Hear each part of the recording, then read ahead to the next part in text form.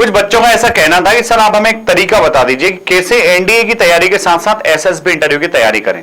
तो जी हां बच्चों, आपके इसी सवाल का जवाब इस वीडियो में आपको मिलने वाला है कि आपको एनडीए की प्रिपरेशन के साथ एसएसबी इंटरव्यू की प्रिपरेशन किस प्रकार से करना है। डियर स्टूडेंट्स, एक बात आपको स्पेशली ध्यान में रखना है और वो बात यह है कि जिस प्रकार से हमारा एनडीए का एग्जामिनेशन होता है, और ये जो एनडीए का एग्जामिनेशन सिर्फ जो एक दिन में होता है, 2 पारियों में होता है, इस एक दिन की एग्जामिनेशन के लिए हम लोग लगातार 6 महीना मेहनत करते हैं, पूरा टाइम टेबल बना करके मेहनत करते हैं। मैथमेटिक्स के लिए अलग टाइम देते हैं, इंग्लिश के लिए अलग देते हैं, बाकी सब्जेक्ट्स को अलग टाइम देते हैं। और वो एसएसबी इंटरव्यू जो कि 5 डेज तक चलने वाला होता है, 5 डेज तक चलता है, उस एसएसबी इंटरव्यू के लिए जो वास्तविक प्रिपरेशन है वो 10-15 दिनों में नहीं हो सकती। क्यों? क्योंकि एसएसबी एक एग्जामिनेशन नहीं है, एसएसबी आपकी पर्सनालिटी का ओवरऑल टेस्ट है। जैसा कई बार ऐसा होता है कि जब बच्चा पहली बार एसएसबी इंटरव्यू प्रिपरेशन कर रहा होता है तो उसके सामने जब पीआईक्यू फॉर्म आता है, उस पीआईक्यू फॉर्म में वो बच्चा देखता है कि हॉबी का कॉलम भी है। भाई हॉबी में क्या लिखूं?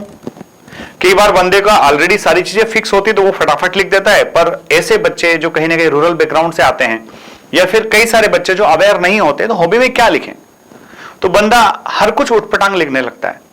तो आप अगर टाइम रहते हुए एसएसबी इंटरव्यू की प्रिपरेशन स्टार्ट करोगे तो जब आप सारी चीजें आप अच्छे से जान पाओगे तो आपको ये सारी चीज पता चल जाएगी। हॉबीज और इंटरेस्ट के भी मार्क्स हैं, हॉबीज और इंटरेस्ट का भी बड़ा रोल होता है। तो अगर आपकी अभी तक कोई हॉबी आपने नहीं थी तो कुछ हॉबी आप डेवलप कर सकते हो, उस पर काम कर सकते हो। तो प्यारे बच्चों, एसएसबी इंटरव्यू ओरिजिनली आपकी पर्सनालिटी का टेस्ट है और इस पर्सनालिटी में सबसे बड़ी चीज जो देखी जाती है वो ये देखा जाता है कि आप कितने सेल्फ डिसिप्लिन्ड हैं, आपको स्वयं को अपने आप पर कितना आत्मविश्वास है और आप प्रॉब्लम्स को सॉल्व करने की कितनी एबिलिटी रखते हो। आपके अंदर ability to solve the problems है या फिर नहीं है। अब जनरली बच्चा क्या करता है, 15 OLQs देख लिया, उन OLQs को रट लेता है। अरे भाई OLQs जो है वो रटने की चीज नहीं है, वो OLQs जो है वो जीने की चीज है। आप उन OLQs को जियो, अपने डेली लाइफ में इंप्लीमेंट करो। अगर वो इफेक्टिव इंटेलिजेंस की बात कह रहा है तो आपकी इफेक्टिव इंटेलिजेंस आपके काम में होना चाहिए, आपकी चीजों को सॉल्व करने में आपका इफेक्टिव इंटेलिजेंस यूज होना चाहिए। अगर वो सोशल एडॉप्टेबिलिटी की बात कह रहा है तो सोशल एडॉप्टेबिलिटी में आपका रहन सहन, आचार विचार ऐसा होना चाहिए जिससे लोग प्रभावित हो, जिससे लोग आपके साथ कंफर्ट फील करें, लोग आपको अपना लीडर मानने लगे। तो ये सारी चीजें अपने बिहेवियर में जब अपने को डालना है, ये सारी चीजें अपने बिहेवियर में जब होगी तो टाइम तो लगेगा ना। जनरली देखा जाता है कि कोई बच्चा ऐसा है जो सुबह 8 बजे उसका गेटअप टाइम है, 8 बजे जागता है, एसएसबी देने जब जाता है तो 7 बजे से कोई टेस्ट स्टार्ट हो जाता है। वो उसकी तो आदत ही 8 बजे जागने की और यहाँ 7 बजे टेस्ट स्टार्ट हो रहा है। तो 7 बजे टेस्ट स्टार्ट हो रहा है तो बच्चा मजबूरी में उठ के टेस्ट देने पहुंच तो जाएगा, पर उतनी देर वो नींद में ही रहेगा। और जब वो बंदा नींद में रहेगा, जब उसका बॉडी क्लॉक ठीक से काम नहीं करे तो परफॉर्म कैसे करेगा। तो एसएसबी इंटरव्यू के लिए सबसे बड़ी चीज जो है वो ये है कि पहले तो अपनी लाइफ को थोड़ा सा डिसिप्लिन्ड वे में लेकर के आ जाए। अगर आपको फौज में जाना है, फौज का हिस्सा बनना है, तो आप ये वीडियो देखने के बाद आज से ही 5 बजे उठना चालू कर दे। और अगर आप मेरी बात से सहमत हैं तो कमेंट बॉक्स में जरूर लिखें कि सर मैं आज से आपकी बात मान रहा हूं और जैसा आप कह रहे हैं मैं आज से ही 5 बजे उठना स्टार्ट कर दूं। तो बच्चों, एक तो आपका सुबह का गेटअप टाइम एटलीस्ट 5 o'clock होना चाहिए, उसके बाद कदापि नहीं।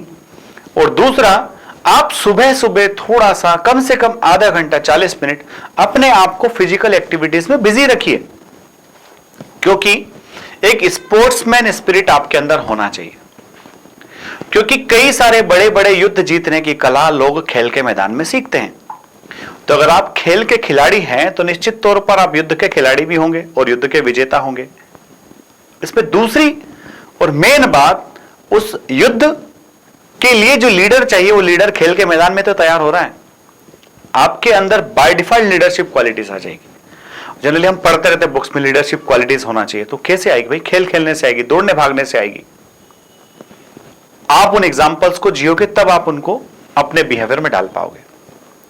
और सबसे बड़ी और मेन इंपॉर्टेंट जो बात है वो यह है बच्चा कि जब हम एनडीए की प्रिपरेशन कर रहे होते हैं तो हम लोग फिजिक्स और मैथमेटिक्स में अपने आप को खूब इन्वॉल्व कर देते हैं, जबकि आप देखोगे कि फिजिक्स मैथमेटिक्स तो ठीक ही ठीक है, पर जनरल अवेयरनेस के खूब मार्क्स हैं। जनरल अवेयरनेस अगर आपके अंदर है, आप चीजों के प्रति जानकारी रखते हो, तो आप ग्रुप डिस्कशन में चुप नहीं रहोगे। आपसे जीटीओ कोई सवाल पूछे, कोई बात पूछेगा, तो आप डेफिनेटली आंसर कर पाओगे।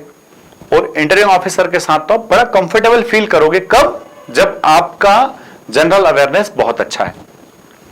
अदरवाइज यही होता है कि आपका एनडीए निकल जाता है, या फिर आपका टेक्निकल एंट्री स्कीम का कॉल आ जाता है, या फिर बीटेक एंट्री का कॉल आ जाता है। जब कॉल आ जाता है, कॉल लेटर हाथ में होता है, तब आप कोचिंग्स ढूंढने निकलते हो। तब कोचिंग्स फिर आपको टॉपिक्स पता पाती है, टॉपिक्स तैयार तो आप कर नहीं पाओगे, क्योंकि हर चीज को करने के लिए टाइम तो चाहिए। तो इसके लिए आपको क्या करना है? आपको डेली, आजकल हर आदमी के हाथ में मोबाइल है, हर बच्चे के हाथ में मोबाइल है।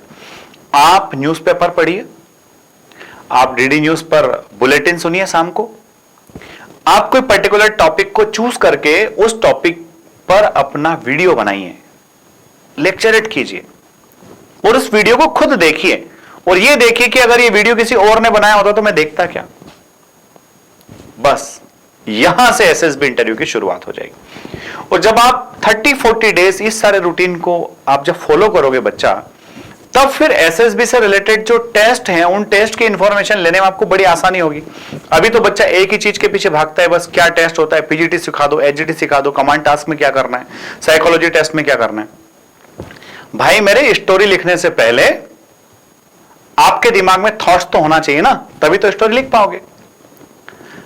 अगर आपको वीडियो अच्छा लगा हो तो इसको लाइक शेयर सब्सक्राइब करना ना भूलें। जय हिंद, जय भारत, इंकलाब जिंदाबाद, भारत माता की जय।